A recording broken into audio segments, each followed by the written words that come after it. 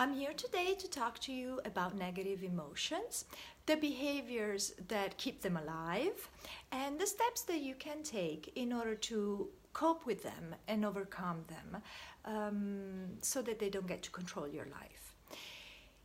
I see emotions as, well, not only me, but emotions are a signaling system. They're trying to tell you something, and they're temporary in nature.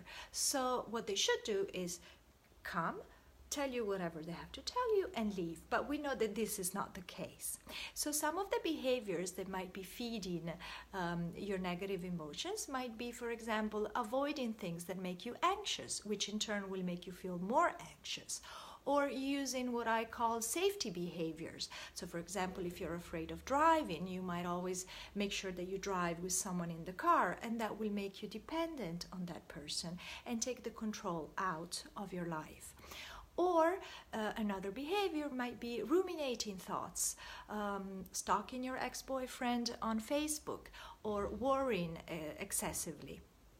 It's amazing how if you can change these behaviors and get on with your life, first of all, you won't have time to engage in those behaviors, and second of all, by doing other things in your life, you might get other emotions, more positive emotions, that they will balance the negative ones out.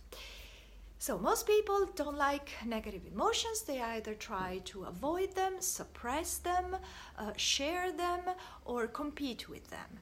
And here are the steps that you should take in order to actually learn from your emotions, deal with them, cope with them so that they don't control you, but you actually control them. The first step it might sound trivial, but is to really understand what you're feeling. So for example, if you say, oh, I'm really angry, if you dig a bit deeper, you might find out that you're feeling a bit disappointment, or you might be feeling hurt. And this is, you bring the emotion a notch down. So from angry, furious, you say disappointed, or a little bit hurt. Step 2 is to acknowledge and welcome the emotion because they have something to tell you. They have a message for you. And so maybe one of the messages might be that you need to change perspective or do something different. Step 3 is to get curious as to what is this emotion, what is it trying to tell me. Maybe your expectations haven't been met. Or maybe you find out that relationships are very important for you. So find out what you're feeling, acknowledge and welcome it, get curious about it. Step 4 is to get reassured that you are able and you will eventually overcome this emotion.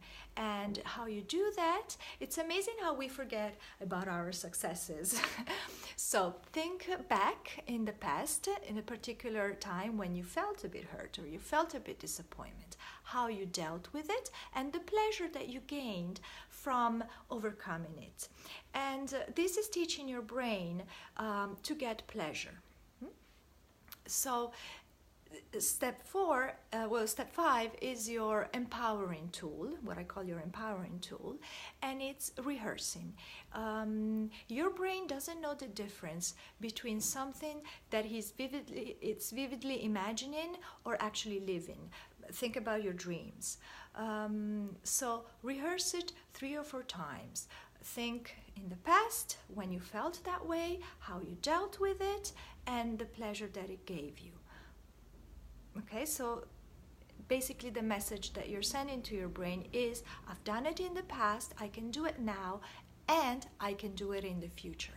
Step 6 is to take action, change something. So maybe one of the messages was that you got, I was rejected because I didn't communicate well enough with my partner. So take steps, for example, to communicate better, take action, take the steps. I believe that we are spiritual beings with a filtering system, our brain, and we need to know how it works, and sometimes we need to trick it so that we can get to what we want, so that we can actually start getting what we love. I'm Salvaja. I hope this was helpful, and thank you for listening.